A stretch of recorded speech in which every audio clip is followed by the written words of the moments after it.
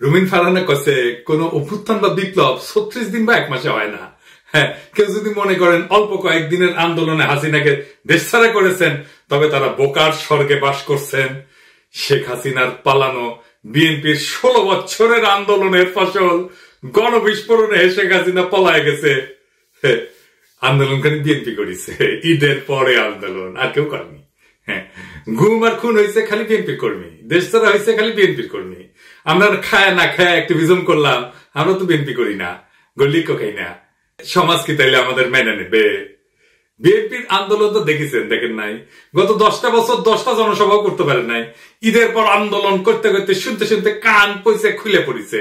প্রাণ ভয়ে পুলিশের আক্রমণে দাঁড়াইতে পারে নাই, নিজেরা আবার স্বীকার করেছে। খালেদা জিয়ার বাড়ির সামনে 2টা বালির ট্রাক সরাইতে পারে নাই, আবার আসিছে আন্দোলনের ক্রেডিট নিতে।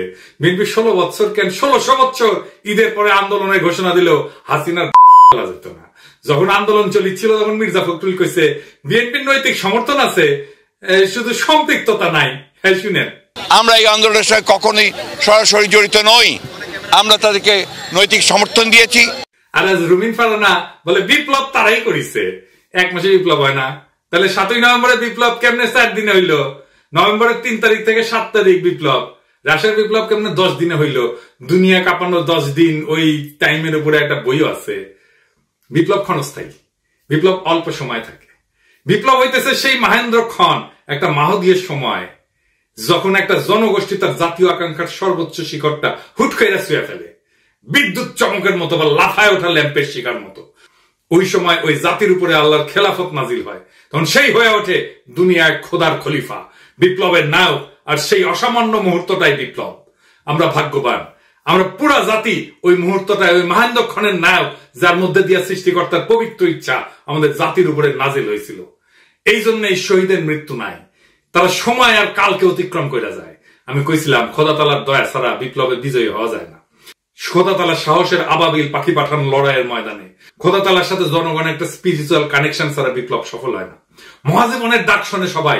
আপনি রুমিন ফারহানাকে বিএনপি কে খোদা তাআলার জায়গায় বসাইতেছেন? নাউজুবিল্লাহ। বিপ্লবের মালিক সৃষ্টিকর্তা, আপনারা না। আপনি বিপ্লবের নায়ক হইলে আপনি মাইকের সামনে চিল্লাইতেন না, অবশ্য ভুলভাল চিল্লান। কইতেছে 18 সালে নাকি বিএনপি নির্বাচন প্রত্যাখ্যান করেছে। শুনেন, আওয়ামী লীগ যখন ভারতের সঙ্গে আঘাত করে 14, 18, 24-এ ক্ষমতা দখল করলো, বিএনপি তখন আকস্মিকভাবে জনগণের পাশে থেকে নির্বাচন প্রত্যাখ্যান করেছে। ওই নিজেই 2018 সালে সংসদে সংরক্ষিত আসনের এমপি ছিল বিএনপির, হালকা বিএনপি নির্বাচন প্রত্যাখ্যান করছে। কি কয় না কয় তার কোনো ঠিক নাই। শুধু তাই না, 10 কাঠার একটা প্লট চাই আবেদন করেছিল, যে প্লট পাইলে নাকি চিরকৃতজ্ঞ থাকিবে। দেখেন, এটা প্লটের লোভ সামলাইতে পারে না, সে আবার বিপ্লব করে। হ্যাঁ, খেল কথা হয়েছে পয়সা হজম। দরখাস্তটা দেখেন, একবার বলে 2/3 মেজরিটি নিয়ে বিএনপি ক্ষমতায় যাবে। শুনেন, আবার বলে বিএনপি নেতা কর্মীদের কন্ট্রোল করা যাচ্ছে না, কেন্দ্রে জানায় কোনো লাভ হচ্ছে না। শুনেন, বিএনপি নেতা কর্মীদেরকে মাঠ পর্যায়ে কন্ট্রোল করা যাচ্ছে না, চাঁদাবাজির সঙ্গে যুক্ত, জমি দখলের সঙ্গে যুক্ত, টেন্ডারবাজির সঙ্গে যুক্ত। আমার এলাকাতে পদধারী নেতারা কেউ মাটি ভরাট করে নদীর উপরে, জমি দখল করে, আরেক উপজেলায় পদধারী নেতারা মামলা বাণিজ্য করে। তো কন্ট্রোল করা তো যাচ্ছে না। কেন্দ্রে খবর পাঠানো হয়েছে, কেন্দ্র কোনো অ্যাকশন নেয় নাই। তো বুঝছেন তো, বিএনপি ক্ষমতা এসে কি করবি? আচ্ছা, ওরা ছেড়ে দিই, বাচ্চা মেয়ে কি কইতে কি কয় ঠিক নাই, আপনারাও ছেড়ে দিয়েন। এবার আসেন বিএনপির অন্যতম প্রধান তরুণ বুদ্ধিজীবী ফাহাম আব্দুল সালাম, ওরা নিয়ে একটু কথা বলি। ফাহাম দেশে গেছিল, আপনারা মনে হয় অনেকেই জানেন যে ফাহাম মির্জা ফখরুল ভাইয়ের মেয়ে জামাই। তো আমি অত্যন্ত পছন্দ করি ফাহামকে ব্যক্তি হিসেবে, ভেরি চার্মিং পার্সোনালিটি। এই ফ্যাসি বিরোধী লড়াইয়ে তার অসামান্য ভূমিকা ছিল। সে আরবান এলিট যুবক তরুণদের এই লড়াইয়ের জন্য তৈরি করছে, সে একাই। আমি ভালো কথা বলে ফেললাম না। হ্যাঁ, বাংলাদেশে কারো সম্পর্কে ভালো কথা বলা খুব মুশকিল। যারা ফাহামকে পছন্দ করে না তারা গালাগালি করতে পারে, আর যারা ফাহামকে পছন্দ করে তারাও গালাগালি করবে যে ও আসিছে এবার ফাহামের জনপ্রিয়তা দিয়া তোমার পয়েন্ট বাড়ানোর জন্য, পয়েন্ট খাওয়ার জন্য আসিছে। আর যদি কখনো ফাহাম গ্যাঞ্জাম করে, অ্যান্টি পিপল স্ট্যান্ড নেয়, তখন এসে বলবে দেখেছেন, খুব তো তখন প্রশংসা করেছিলেন। যাই হোক, এটা বলে রাখলাম যে ফাহাম আমার এলাই না, এখন রাজনৈতিক মিত্র না। কারণ ফাহাম বিএনপির যে স্ট্যান্ড নিছে, যেটা আপলোড করে, সেটা করেও সম্পর্ক রাখা যায় ভিন্ন মতের মানুষের সাথে, কিন্তু ফার্ম সেটা রাখবে না বলে সিদ্ধান্ত নিছে, এটা কোনো সমস্যা নাই, অ্যাবসলিউটলি ফাইন। ফার্ম সম্পর্কে এত কথা বললাম যে আমাকে তাকে রেফার করে কথা বলতে হবে, সেই জন্য বলে নিলাম আর কি। কারণ সেও বলছিল যে এই লড়াইয়ে যারা ছিল তারা তার ভাই দাদাটা বলছে, তো সেটা আমার তরফ থেকে এখন এটা বলে নেওয়াটা ভালো। তো ফার্ম দেশে গেল, সেই সময় ছাত্রদের নিয়ে বলছিল সম্ভবত একটা টিভি শোতে যে ছাত্ররা বিএনপির সাথে এলাই করলে ভালো করবে, এটা তাদের বেটার সিকিউরিটি দিবে। স্বার্থের দিক থেকে তারা যদি বিএনপির সাথে অ্যালাইন করে, আমার মনে হয় যে তাদের ভবিষ্যৎ অন্য অপশন থেকে বেটার। 2 দিন আগেও লিখলো ফার্ম যে আওয়ামী লীগের মিছিল হচ্ছে বড়, এইটা আমরা নাকি একে অন্যকে অপমানিত করছি তার ফল। হ্যাঁ, মাঝে মাঝে ফার্মের কথা শুনে হাসি। আচ্ছা ফার্ম, বিএনপি কি কাউকে সুরক্ষা দেওয়ার কথা বলা মানায়? আর বিএনপি কি কাউকে সুরক্ষা দিতে পারে? দিছে কখনো? এইসব ক্ষমতা কি বিএনপির আছে না ছিল? ক্ষমতা জিনিসটা কি, সেটা কিভাবে তৈরি হয়? বিএনপির যদি কাউকে সুরক্ষা দেওয়ার হিম্মত থাকতো তাহলে জিয়া তো নিহত হয় না, ইলিয়াস আলী গুম হয় না, সালাউদ্দিন চৌধুরী ফাঁসিতে যায় না, তারেক রহমান নির্বাসনে যায় না, বালুর ট্রাক ফেলা তার খালেদা জিয়াকে আটকাই দিতে পারে না। বিএনপি কি দেশকে আওয়ামী লীগের ফাঁসিবাদের হাত থেকে রক্ষা করতে পারছে? পারে নাই। বাংলাদেশের সবচেয়ে বড় রাজনৈতিক দল হয়েও অগাস্ট বিপ্লবের নেতৃত্ব দিতে পারে নাই। এই বিএনপি আগামীতে ক্ষমতায় যাইতে পারে, কিন্তু এই ক্ষমতা সে রাখতে পারবে না, কারণ ক্ষমতা বিষয়টাই সে বুঝে না। দেখেন, বিএনপির জন্ম হইতো না 1975-এর 15ই আগস্ট না ঘটলে। সেই আগস্ট বিপ্লবীদের রক্ষা করছে বিএনপি? করে নাই। মুজিব হত্যা মামলার বিচারে অভিযুক্ত সবাইকে জজ গোলাম রসুল ফায়ারিং স্কোয়াডে গুলি করে মারার মৃত্যুদণ্ডের রায় প্রদান করছিল। যদিও দেশে প্রচলিত সিআরপিসিতে মৃত্যুদণ্ড দণ্ডিতদের ফায়ারিং স্কোয়াডে গুলি করে মারার কোনো বিধানই নাই। সংসদে এই অপকর্মের বিরুদ্ধে সেদিন 120টা আসন নিয়েও বিএনপি কোনো বিরোধিতা না করে মুখে কুলু পাইতে চুপ করে বসেছিল। তাই বিএনপির কাউকে রক্ষা করতে পারবে না, করবে না, সে ক্ষমতা নেই। বিএনপি ক্ষতি করতে পারবে, সেটাই আসল ক্ষমতা। রক্ষা করতে পারাটা রাজনৈতিক ক্ষমতা না, বরং ক্ষতি করতে পারার হিম্মতটাই রাজনৈতিক ক্ষমতা। আমি এই প্রসঙ্গে বিস্তারিত আলাপ করছি আগের এপিসোডে। আওয়ামী লীগের মিছিল বড় হচ্ছে এই জন্য না যে কেউ কাউকে অপমান করছে আর অভিমানে রাজপথ ছেড়ে দিচ্ছে তাই আওয়ামী লীগ মিছিল করতেছে, না তা না। বাংলাদেশে বিএনপি বা জামাত বা ছাত্রদের এনসিপির গ্রিন সিগন্যাল ছাড়া আওয়ামী লীগের বাপের ক্ষমতা নাই মিছিল করে। আওয়ামী লীগ বিএনপির আশকারা পাইয়া মিছিল করতেছে না, শুধু বিএনপি আওয়ামী লীগের মিছিল করে দিচ্ছে। হ্যাঁ বা বেশ, এইভাবেই তারা আওয়ামী লীগকে বাঁচাই রেখে জনগণকে ভয় দেখাইতে চায়। বিএনপি ক্ষমতায় আসার আগেই দলটার নেতা কর্মী এবং তাদের আত্মীয় স্বজনরা আওয়ামী লীগের রাজনৈতিক স্বার্থ রক্ষার জন্য কতটা মরিয়া হয়ে উঠছে এ খবর পড়লেই সেটা বুঝতে পারবেন। আওয়ামী লীগকে যারা রুখে দিতে পারবে তারাই আগামী বাংলাদেশের নেতা হবে। বিএনপি রুখতে না চাইলে তো মাঠ ফাঁকা থাকবে না। বিএনপি প্রাণ ভয়ে রাজপথে 28 অক্টোবর দাঁড়াইতে পারে নাই, তার জন্য কি বর্ষা বিপ্লব থামে ছিল না। ফার্মের কন্ট্রাডিকশন গুলো নিয়ে আলাপ করি না, চাইলে করা যায়। ফার্ম কইতেছে 71 একটা রেড লাইন, এই রেড লাইন ক্রস করলে বাংলাদেশের রাজনীতি করা যাবে না। এই জন্য নাকি জামাত মেইনস্ট্রিম হইতে পারে নাই। আজিব বাত। বিএনপি কি 71-কে ওন করে? সে নিজে কি ফার্মকে নিজে বাঙালি জাতীয়তাবাদকে ওন করে? ফার্ম তো নিজেই নিজেকে হিন্দুস্তানি মুসলমান বলছে। দেখেন, আমি নিজেকে বাঙালি মনে করি না, আমি নিজেকে হিন্দুস্তানি মুসলমান মনে করি। ফার্ম কি ধর্ম নিরপেক্ষতা মানে? সে কি সমাজতন্ত্র মানে? সে নিজেই কমিউনিস্টকে দান দিক বলে। সেই বাকশাল চাই, আবার ইউরোপিয়ান এনলাইটমেন্ট চাই। দান্তিক বোকাচোদা আর কি। তাইলে ফার্মের 71টা আসলে কি? ফার্মের ন্যারেটিভ কি 71-এর? আমি আসলে জানতে চাই। এবার আসেন বিএনপির 31 দফা নিয়ে আলাপ করি। আমি 31 দফার এক দফা নিয়ে সারা ভাবে আলাপ করেছি, আপনারা দেখছেন। আলাপ একবারে যদি করতাম আগ্রহ ধরে রাখতে পারতেন না। তো বিএনপির কিছু কইতে ইচ্ছা করে না, এটা বেকুব ভর্তি দল, এরা নিজেদের দুর্বলতা কখনো বুঝতে পারে নাই। যেহেতু অ্যান্টি আওয়ামী লীগ সকলের কাজের সুফল পাইছিল, তাই তারা ভাবে নাই নিজের ইন্টেলেকচুয়াল অ্যাসেট গড়ে তুলতে হবে। এখন পরিচয় গাড্ডায় আওয়ামী আমলের কোন ন্যারেটিভ তৈরি করতে পারেন নাই, একটাও না। আপনি দেখাইতে পারবেন না একটা ন্যারেটিভ তৈরি করেছে, নিজেদেরকে রক্ষা করতে পারেননি ন্যারেটিভ তৈরি করে। আর এইটা যে তাদের দুর্বলতা, এটা কোনোদিন খতায় দেখে নাই। গারপেলি করে মাস্তানি হয়, রাজনীতি হয় না। রাজনীতি সিরিয়াস বিষয়, ক্ষমতা মাফিয়াদেরও থাকে। যাই হোক, আজকে 2টা দফা নিয়ে আলাপ করবো বিএনপির 31 দফা। তার আগে কয়ে নি, রাজনৈতিক দফার সংখ্যা কম হইতে হয়।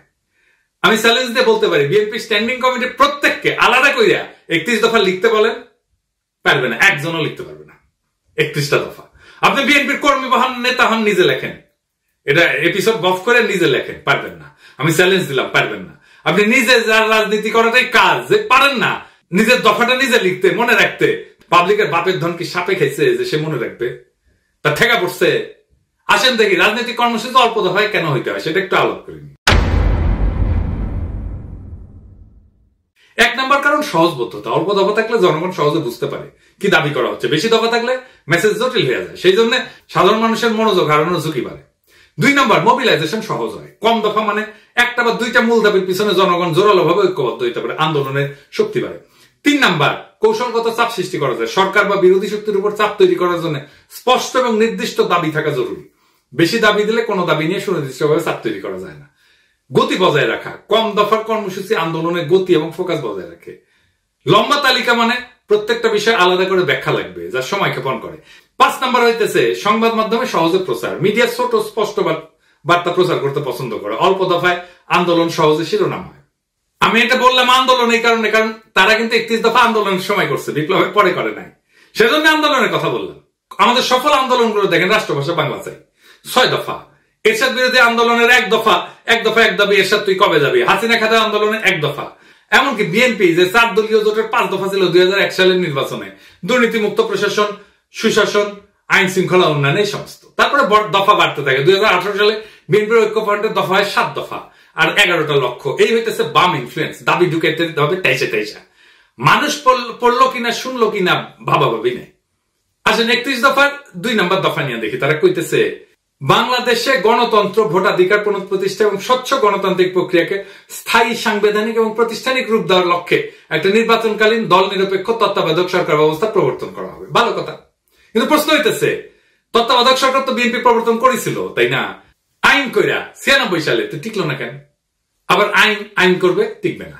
মানে আমরা চক্রাকারে একই সমস্যার আবর্তে ঘুরপাক খাবো নাকি বারে বারে?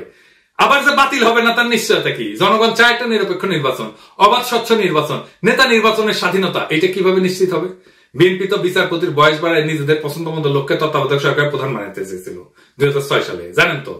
2007 সালের জানুয়ারিতে যে সাধারণ নির্বাচন পরিচালনা হবে সেটার জন্য তত্ত্বাবধায়ক সরকার গঠিত হওয়ার কথা ছিল। তার প্রধান উপদেষ্টা হিসেবে বিচারপতি KM হাসানকে নিয়োগ করা হয়। উনি একসময় বিএনপির কেন্দ্রীয় নেতৃত্বে ছিলেন। তৎকালীন আওয়ামী লীগের মতে KM হাসান যাতে তত্ত্বাবধায়ক সরকারের প্রধান উপদেষ্টা হইতে পারে, সেই জন্য বিএনপি সংবিধান সংশোধন করে বিচারপতির অবসর গ্রহণের বয়সসীমা বাড়াই দিছিল। গ্যাঞ্জাম বাঁধে এই নিয়ে, আবার গ্যাঞ্জাম বাঁধবে। এই দফা দিয়ে কি অবাধ সুষ্ঠু নির্বাচন করা যাবে? যাবে না। নিশ্চিত করা যাবে? যাবে না। এমনকি এই সিস্টেম টিকবে না, আগেও টেকে নাই। তাইলে এই দফা কি চিন্তা ভাবনা কইরা বানাইছে? আচ্ছা, 4 নাম্বার দাবিতে কি বলিছে?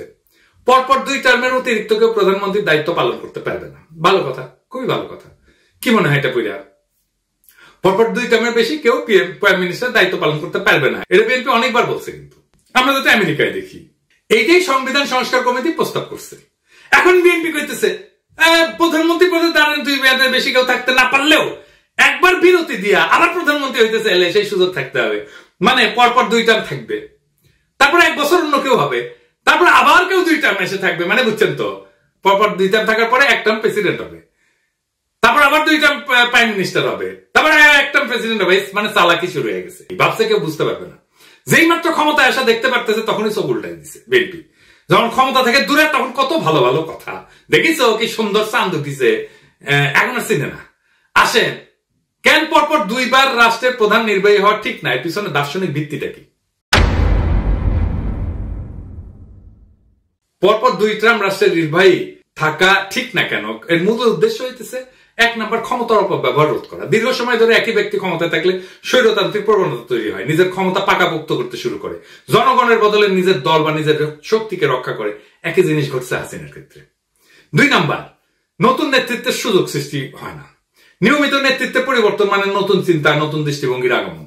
3 নাম্বার রাষ্ট্রীয় প্রতিষ্ঠানের স্বাধীনতা রক্ষা। একজন দীর্ঘদিন ক্ষমতায় থাকলে বিচার বিভাগ, নির্বাচন কমিশন, পুলিশ ইত্যাদি তার হাতে জিম্মি হয়ে যেতে পারে, যেটা হাসিনার আমলে হয়েছিল। 4 নাম্বার গণতন্ত্রের প্রাণবন্ততা বজায় রাখা। জনগণ যাতে মনে করে রাষ্ট্র তাদের, কোন ব্যক্তির না, এই অনুভূতি বজায় রাখা দরকার। এবং দীর্ঘকালীন শাসনের বিদ্রোহ কিন্তু অবশ্যম্ভাবী হয়ে ওঠে, কারণ ক্ষমতা কেন্দ্রীভূত হয়ে পড়ে। যখন এক ব্যক্তি বা গোষ্ঠী দীর্ঘদিন রাষ্ট্রের নেতৃত্ব থাকে তখন তারা সমস্ত শক্তি নিজেদের হাতে কক্ষিগত করে। আইনের শাসন দুর্বল হয়, বিচার ব্যবস্থা পক্ষপাতদুষ্ট হয়, সেনাবাহিনী প্রশাসন ব্যক্তি বিশেষের গোলাম হইয়া পড়ে, জনগণের স্বাভাবিক চাহিদা, ন্যায় বিচার, সমান অধিকার, জীবনের নিরাপত্তা এই সমস্ত পদদলিত হয়। একই জিনিস আমরা দেখছি হাসিনার আমলে। দেখেন, এই যে ঘটনা, এটা তাত্ত্বিক ভিত্তি কি যে কেন প্রধান নির্বাহী বেশি দিন থাকতে পারবে না? তাত্ত্বিক নৈতিকভাবে এটা দাঁড়ায় আছে কয়েকটা বড় চিন্তার উপরে। এক নম্বর হচ্ছে ডেমোক্রেটিক রোটেশন, বা এটাকে বলা যেতে পারে গণতান্ত্রিক চক্র। জন লক, মন্তেস্কু এই দার্শনিকরা বলছিলেন ক্ষমতা স্বাভাবিকভাবে দুর্নীতির দিকে ধাবিত হয়, তাই নিয়মিত ক্ষমতার হাত বদল জরুরি। আরেকটা তত্ত্ব হচ্ছে ন্যাচারাল ডিকে অফ পাওয়ার, মানে ক্ষমতার স্বাভাবিক ক্ষয়। টকভিল উনি বলছেন একজন নেতা যত বেশি সময় ক্ষমতায় থাকে তত সে জনগণের আসল চাহিদা থেকে বিচ্ছিন্ন হয়ে পড়ে। আর 3 নম্বর হইতেছে জেনারেশনাল রিনিউয়াল, নতুন প্রজন্মের আবির্ভাব তত্ত্ব।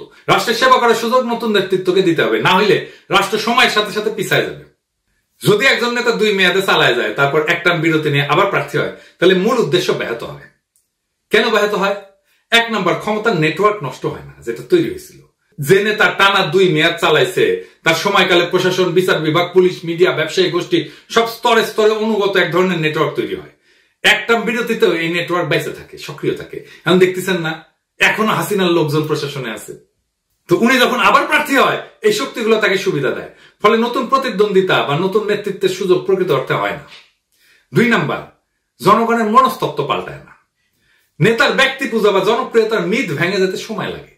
মাত্র 1 মেয়াদের বিরতি তা ভাঙার জন্য যথেষ্ট না, ফলে পুরনো প্রভাব বজায় থাকে। মানুষ মনে করে ওই লোকটাই আবার ফিরে আসবে। 3 নম্বর, প্রশাসনিক নিরপেক্ষতা থাকে না। নির্বাচন কমিশন, পুলিশ, সরকারি যন্ত্রপাতি তাদের পুরনো বসের জন্য অপেক্ষায় থাকে, ফলে নির্বাচন প্রতিযোগিতামূলক হয় না, গণতন্ত্র দুর্বল হয়। 4 নম্বর হইতেছে নতুন প্রজন্মের নেতৃত্ব বাধাগ্রস্ত হয়। যখন পুরনো নেতা আবার ফিরে আসার সম্ভাবনা রাখে, তখন নতুন নেতৃত্ব উঠে আসতে ভয় পায় বা বাধাগ্রস্ত হয়, গণতন্ত্রের নবায়ন থেমে যায়। তত্ত্বে যতই বলা হোক না কেন, অনেক রাষ্ট্রনায়ক নিয়ম ভেঙে আজীবন ক্ষমতা ধরে রাখার পথ তৈরি করছে। সবচেয়ে উল্লেখযোগ্য 2টা উদাহরণ দিই। ভ্লাদিমির পুতিন টানা 2 টার্ম শেষ হওয়ার পর উনি সংবিধান অনুযায়ী প্রেসিডেন্ট হইতে পারতেন না, তাই নিজের ঘনিষ্ঠ দিমিত্রি মেদভেদেভকে প্রেসিডেন্ট করে নিজে হয় প্রধানমন্ত্রী, কিন্তু রাশিয়া প্রকৃত ক্ষমতা নিজের কাছেই রাখে। 2012 সালে আবার প্রেসিডেন্ট হয়, পরে সংবিধান সংশোধন করে তার মেয়াদের সীমাটা মুছে দেয়। এখন পুতিন 2036 সাল পর্যন্ত প্রেসিডেন্ট থাকতে পারবে, অর্থাৎ প্রায় 4 দশক ধরে। এর ফলাফল কি হয়েছে? রাশিয়া গণতন্ত্র থেকে দূরে সরে গেছে, বিরোধী নেতারা নিশ্চিহ্ন হয়ে গেছে এবং ব্যক্তি কেন্দ্রিক একনায়কতন্ত্র তৈরি হয়েছে। শি জিনপিং, চীন প্রেসিডেন্টের জন্য 2 মেয়াদের সীমা ছিল 5-5-5 10 বছর। শি জিনপিং 2013 সালে প্রেসিডেন্ট হয়। 2018 সালে চীনের কমিউনিস্ট পার্টি সংবিধান পরিবর্তন করে 2 মেয়াদের সীমা তুলে দেয়। এখন শি জিনপিং আজীবনের জন্য প্রেসিডেন্ট থাকার পথ খুলে দিয়েছে। এর ফলাফল কি? চীনে ব্যক্তির চেয়ে পার্টি বড়, এই নীতিগতভাবে লঙ্ঘন করছে। আর চীনে গণতান্ত্রিক কোন নির্বাচন নাই, মত প্রকাশের স্বাধীনতা কঠিনভাবে নিয়ন্ত্রিত।